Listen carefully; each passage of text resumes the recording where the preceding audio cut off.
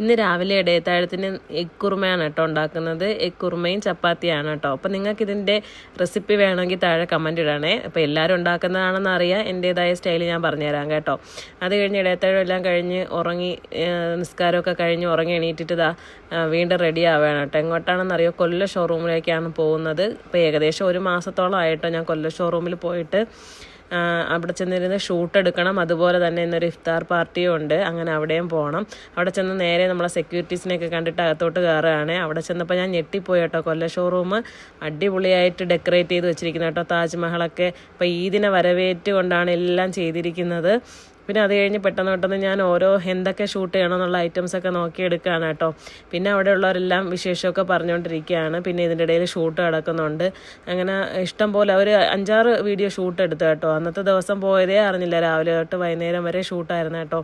അത് കഴിഞ്ഞ് ഞാൻ അവരുടെ അടുത്ത് ടാറ്റ പറഞ്ഞ് ഇറങ്ങുകയാണ്. ഒരു 5:30 മണിയൊക്കെ കഴിഞ്ഞപ്പം പിന്നെ നേരെ പോയത് നമ്മുടെ ഏറ്റവും ബെസ്റ്റ് ഫ്രണ്ടിൻ്റെ വീട്ടിലേക്കാണ് കേട്ടോ. കഴിഞ്ഞ നോമ്പിനും പോയിട്ടുണ്ടായിരുന്നു, ഈ പ്രാവശ്യവും നോമ്പ് മുറിക്കാനായിട്ട് പോവുകയാണ് കേട്ടോ.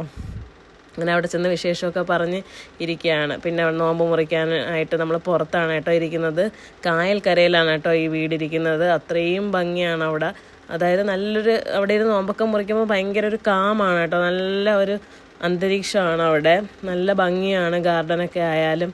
പിന്നെ അത് കഴിഞ്ഞ് നോമ്പൊക്കെ മുറിക്കുകയാണ് കേട്ടോ.